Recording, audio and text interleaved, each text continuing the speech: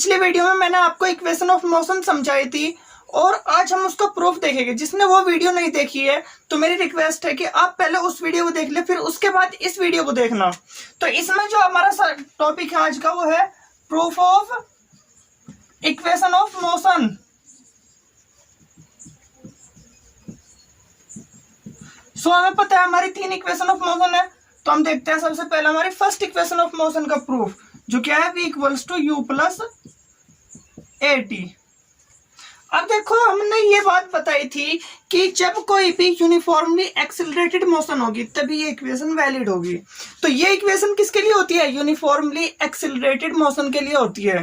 तो इसलिए हमें पता है जो यूनिफॉर्मली एक्सिलरेटेड मोशन है उसके लिए जो ग्राफ होता है v t graph, v versus t graph, वो क्या होता है? वो एक स्ट्रेट लाइन होता है। ठीक है, तो मतलब velocity time graph uniformly accelerated motion के लिए क्या आता है? एक स्ट्रेट लाइन ग्राफ आता है, मतलब ऐसा ग्राफ आता है। तो हम इसे ड्रॉ कर लेते हैं, इसे बना लेते हैं, कोई दिक्कत नहीं हमें। इसे थोड़ा नीचे करके बना लेते हैं ताकि हमें असुविधा ना हो, इतना ही बना लेते हैं इसको। ठीक है, तो ये हमारा क्या वेलोसिटी टाइम ग्राफ है। तो हम इसके कुछ पॉइंट्स के नाम रख लेंगे। इस पॉइंट का नाम ओ रख लेते हैं, इसका नाम ए रख लेते हैं, इसका नाम बी रख लेते हैं, इसका सी, इसका डी एंड इसका ई। तो मैं मान लेता हूं सपोज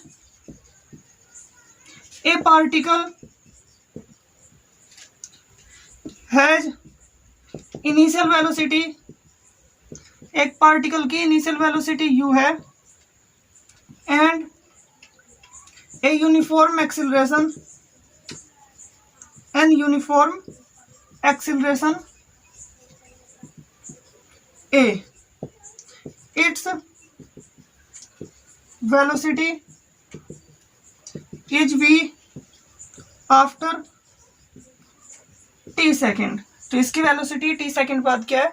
v है। तो मैं मान रहा हूं इसकी इनिशियल वेलोसिटी u है और फाइनल वेलोसिटी t सेकेंड बाद कितनी है? v है। तो ग्राफ को रीड करने का तरीका ये होता है कि मैंने ये ग्राफ बनाया एक स्ट्रेट लाइन, जब आपका टाइम 0 है तो आपकी वेलोसिटी कितनी है? ये ओ ए लंबाई वाली, और इसको मैंने क्या माना है? u माना है, तो इसलिए ये क्या होगी? आपकी u होगी।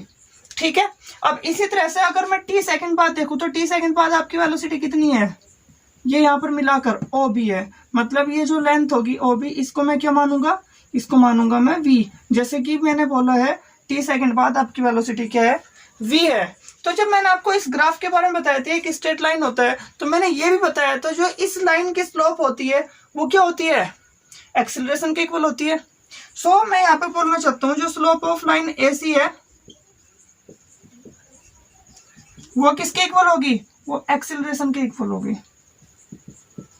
ठीक है, अब देखो स्लोप निकालते कैसे है, मैं आपको यहाँ पर बताता हूँ। आपको यहाँ पर आपके पास कोई भी ग्राफ है, इसके 2 पॉइंट है, एक पॉइंट का नाम है x1, y1 और दूसरे पॉइंट का नाम है x2, y2। अब जो इसकी स्लोप होगी ना, इसका फॉर्मूला होता है डायरेक्टली, मैथमेटिकल फॉर्मूला है y2 minus y1 upon x2 minus x1। तो यहाँ पर जो आपका फॉर्मूला है वो क्या है? y2 में से आप y1 घटा दो अपॉन x2 में से x1 घटा दो, ये क्या होगी? आपकी स्लोप होगी। तो मेरे पास भी ये 2 पॉइंट है इसके अंदर, इनके जरा कोऑर्डिनेट लिख लो। तो इसके कोऑर्डिनेट एक्स एक्सिस पर कितना चल रहे हैं? ओ ई चल रहे हैं, तो इसके कोऑर्डिनेट हो गए ओ ई कोमा, और वाई पर कितने चल रहे हैं? ओ बी चल रहे हैं, ओ बी। और इसके कोऑर्डिनेट कितने हो गए? एक्स पर चल रहे हैं 0 और वाई पर चल रहे हैं ओ ए। ठीक है, अब इस लाइन की स्लोप ले लो, ये y2 हो गया, ये y1 हो गया, ये x2 हो गया, ये x1 हो गया। तो जो इसकी स्लोप आएगी वो क्या आएगी? O B minus O A upon O E minus 0, O E minus 0 equals to क्या आएगा? एक्सिलरेशन आएगा। अब जरा ये बताना ओ बी कितना है? v है, और ओ ए कितना है? u है। सो क्या हो गई? v माइनस यू अपॉन ओ ई कितना है? t है, क्योंकि कितना है? t सेकेंड है। So upon t equals to a। So अब हम आगे देखें तो ये क्या होगा? t इधर आ जाएगा मल्टीप्लाई में, so v minus u equals to at, hence u उधर चला जाएगा तो v equals to u plus at, और यही आपकी फर्स्ट इक्वेशन ऑफ मोशन का प्रूफ। सो या आप एक स्क्रीनशॉट लेना चाहोगे 1, 2 एंड 3। तो अब हम देखते हैं इसी ग्राफ की मदद से जो हमारी सेकंड इक्वेशन ऑफ मोशन है उसको हम कैसे प्रूव कर सकते हैं। जी हाँ, हम उसको प्रूव करेंगे, लेकिन इसी ग्राफ की मदद से, इसी डायग्राम की मदद से, क्योंकि वेलोसिटी टाइम ग्राफ तो एक ही होगा यूनिफॉर्मली एक्सेलरेटेड मोशन के लिए। तो अब हम देखते हैं सेकंड इक्वेशन का प्रूफ। तो जो हमारी सेकंड इक्वेशन है वो क्या है, s equals to u t plus half a t square. इसमें जो आपका की कंसेप्ट है, जिसे मैं ऐसे लिख रहा हूँ, वी नो डैट, मुझे पता है आपको नहीं पता है, आपको इस लेवल पर नहीं पता है, लेकिन जो मैं लिखने वाला हूँ, लेकिन मैं एज्यूम कर रहा हूँ आपको पता है। इसका रीजन आपको इतना मैथमेटिक्स नहीं आता, अभी इतनी अंडरस्टैंडिंग डेवलप नहीं हो पाई है। तो इस ग्राफ के बारे में भी आपको ऐसे जानकारी कम होती है इस लेवल पर 9th क्लास में, तो ये कारण हो सकते हैं। तो ये आपको इसमें कॉर्पोरेट करना होगा थोड़ा, मतलब वैसे ये थोड़ा मुश्किल सा टॉपिक इसलिए लगता है।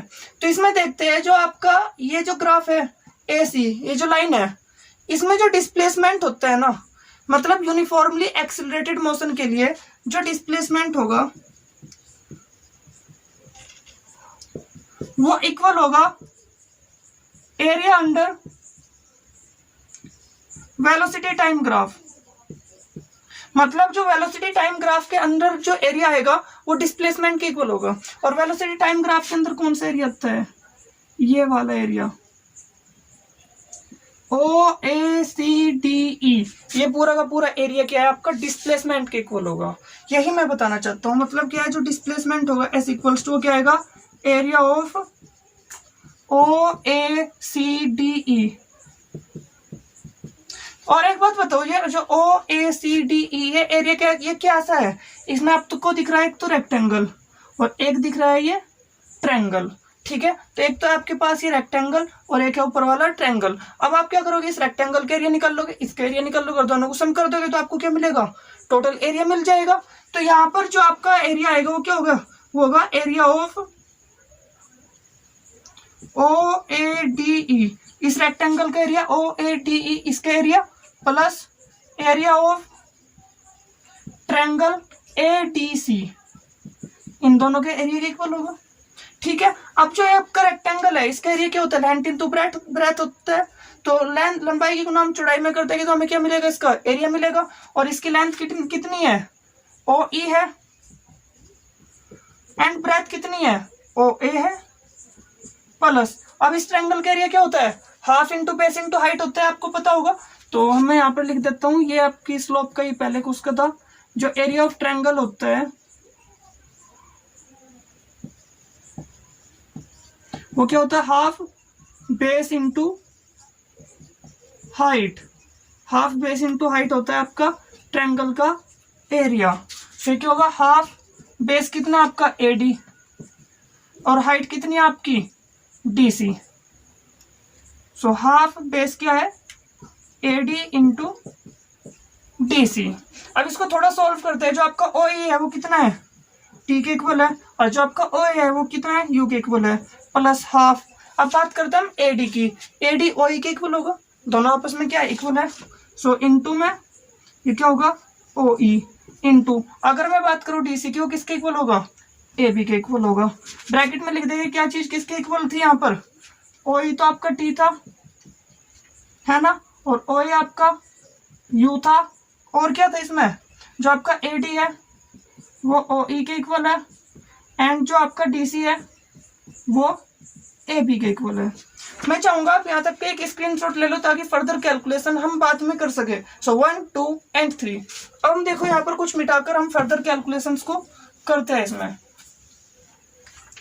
अब यहाँ पर देखना जरा, जो ऐसा आएगा इक्वल्स टू, वो कितना आएगा, इसको हम UT लिख सकते हैं, T इंटू यू का मतलब UT होगा। अब जो आपका प्लस हाफ, OE की जगह पे आप T लिख दोगे, लेकिन जो आपका AB हो किसके इक्वल होगा ये तो हमें पता नहीं है, लेकिन अगर AB को मैं लिख सकता हूँ OB माइनस OA। अगर मैं इस लंबाई में से ये लंबाई घटा दूं तो मुझे ये मिलेगी, है ना। तो OB में से अगर मैं OA घटाऊं तो आपको क्या मिलेगा, AB मिलेगा। सो यहाँ पर क्या होगा, OB माइनस OA होगा, एज जो AB है वो किसके इक्वल है, OB माइनस OA के इक्वल है, ठीक है। तो यहाँ पर OB क्या है आपका V है और OA क्या आपका U है। सो UT plus half T into v minus के u। ठीक है, नाउ अब हम देखते हैं अपनी फर्स्ट इक्वेशन ऑफ मोशन। अब जो हमारी फर्स्ट इक्वेशन ऑफ मोशन अब क्या है, from v equals to u plus a t. यहां से क्या मिलेगा मुझे, u को इधर ले आओ, v minus u equals to क्या होगा, ए टी होगा। इसलिए मैं बोल सकता हूं हैंस जो आपका s होगा वो क्या होगा, u टी प्लस हाफ, और v माइनस u की जगह पर आप क्या रख दोगे, ए टी रख दोगे, और इसमें क्या हो जाएगा, ए टी पहले से मौजूद है तो ये हो जाएगा t square. Hence proved. I hope आपको ये समझ आ गया होगा। सो आपको मैं स्क्रीनशॉट लेने का टाइम दे रहा हूँ 1, 2 एंड 3। तो अब हम देखते हैं अपनी थर्ड इक्वेशन ऑफ मोशन का प्रूफ। देखो थर्ड को प्रूफ करने के लिए मुझे किसी ग्राफ की जरूरत नहीं है। मैंने first equation of motion proof कर ली, second equation of motion proof कर ली, तो थर्ड को मैं क्या करूंगा, इन दोनों की मदद से ही प्रूव कर दूंगा। इन दोनों की हेल्प से ही मैं थर्ड इक्वेशन ऑफ मोशन को प्रूफ कर लूंगा।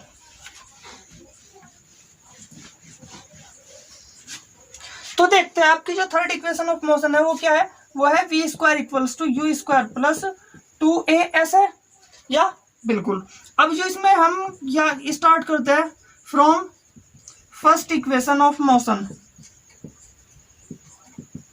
फर्स्ट इक्वेशन ऑफ मोशन क्या आपकी v equals to u plus a t. कुछ नहीं करना है, इसका स्क्वायर कर दो। सो squaring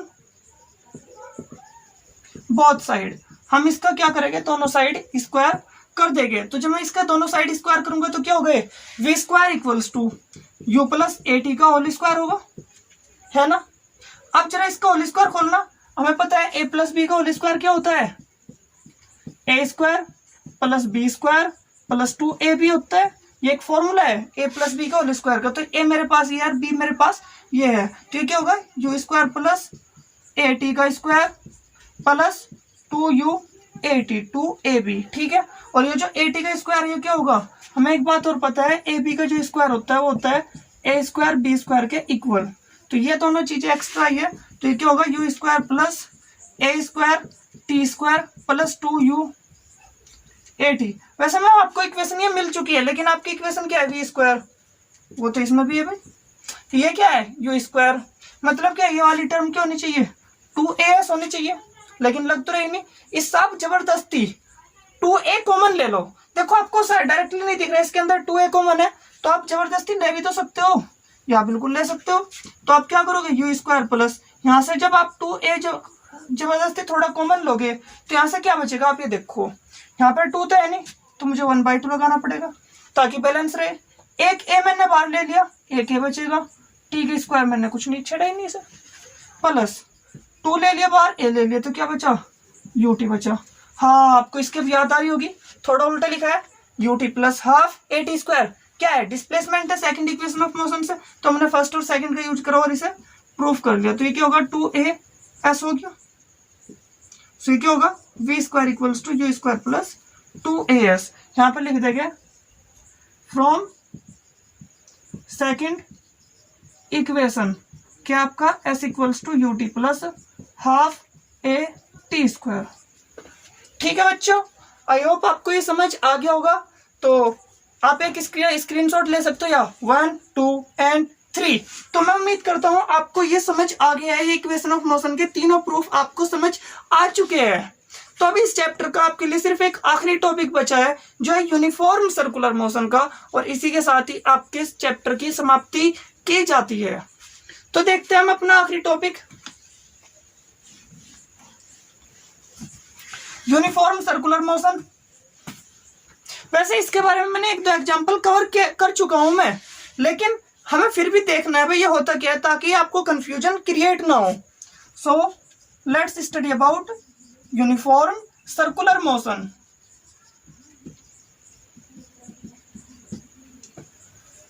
so what do you mean by the uniform circular motion. तो मैं इसके बारे में कुछ पॉइंट लिखूंगा। आपको सर्कल पता है क्या है? तो कुछ बच्चे मैंने देखा है जो बिल्कुल बेवकूफा वाली हरकत करते हैं। वे बोलते हैं सर्कल एक गोला है, लेकिन गोले को हिंदी में पता है क्या बोलते हैं? स्फीयर बोलते हैं, जैसे आपकी बॉल होगी। तो सर्कल एक गोला नहीं है, ठीक है, क्योंकि गोले का मतलब होता है स्फीयर। तो सर्कल होता है जैसे आपकी साइकिल के एक टायर होता है या फिर बाइक का एक टायर होता है, वो क्या होता है? एक सर्कल होता है। बिल्कुल ऐसा सर्कल एक रास्ता है, ना कि कोई एक ऑब्जेक्ट, ठीक है। तो जब कोई भी इसका एक सेंटर होता है, सो जब कोई भी एक पार्टिकल एक सर्कल के अंदर मूव करता है, अगर कोई भी एक पार्टिकल एक सर्कल के अंदर मूव कर रहा है तो अगर उसकी स्पीड कांस्टेंट है तो हम उसे क्या बोलेंगे, यूनिफॉर्म सर्कुलर मोशन बोलेंगे। मतलब वो पार्टिकल एक सर्कल के अंदर भी मूव कर रहा है with constant speed, with uniform speed, तो वो क्या होगा, यूनिफॉर्म सर्कुलर मोशन होगा। So when A particle moves in a circle with constant speed, then motion of particle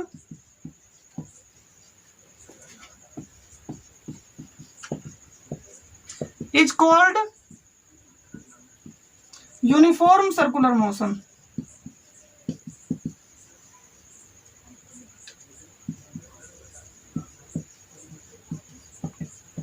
ठीक है बच्चों, या आपको ये समझ में आ गया होगा। सो यहां पर क्या होगा, आपकी स्पीड कांस्टेंट होगी। अब देखो इसके बारे में हम कुछ अच्छी अच्छी बातें लिखेंगे।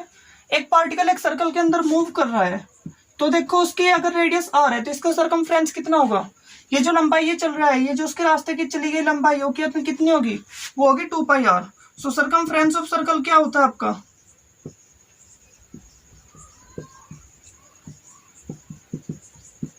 वो होता है 2πr। यहाँ पर जो पाई है वो क्या है, पाई की वैल्यू होती है 22/7। ये कांस्टेंट होता है। पाई एक चीज होती है जिसे हम बोलते हैं 3.14 भी बोलते हैं, और इसको हम बोलते क्या है, PIE, पाई। ठीक है, तो ये होता है एक कांस्टेंट होता है बस वैसे ही।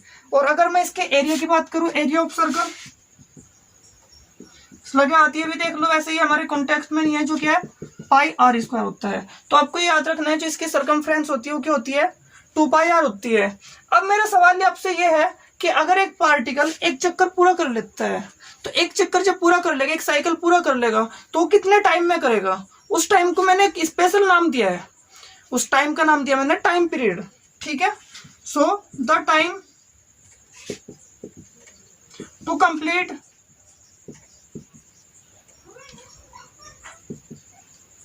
one rotation of circle is called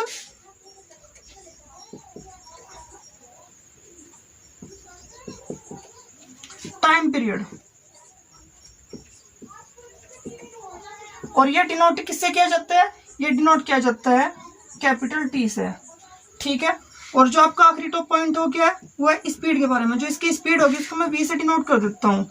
अब एक बात बताओ, कैपिटल T टाइम के अंदर ये कितनी स्पीड, कितनी डिस्टेंस को कवर कर रहा है, अगर ये कैपिटल T के अंदर ये कर रहा है एक सर्कल को कंप्लीट, मतलब ये 2πr लेंथ को चल रहा है। सो 2πr मैं ऐसे बोल सकता हूँ 2πr लेंथ ये कितने में चल रहा है, कैपिटल T टाइम में चल रहा है, तो इसलिए इसके लिए ये फॉर्मूला वैलिड होगा। तो आई होप आपको ये सभी पॉइंट्स क्लियर हो गए होंगे, और कुछ अगर कोई भी बातें आती है सर्कल से रिलेटेड तो आई होप ये सब कवर कर लेगी। अब आपको कुछ इसके एग्जांपल ट्राई करने चाहिए और इसके क्वेश्चंस को आपको ट्राई करना चाहिए। आई होप आपको इस चैप्टर में कोई भी डाउट होगा तो आप मुझसे कांटेक्ट करोगे और मुझसे पूछोगे कोई भी doubt, any one doubt. Alright, so मिलते हैं नेक्स्ट वीडियो में with next chapter. Thanks for watching this video. Yeah you wanna take this screenshot, yeah, 1 2 and 3।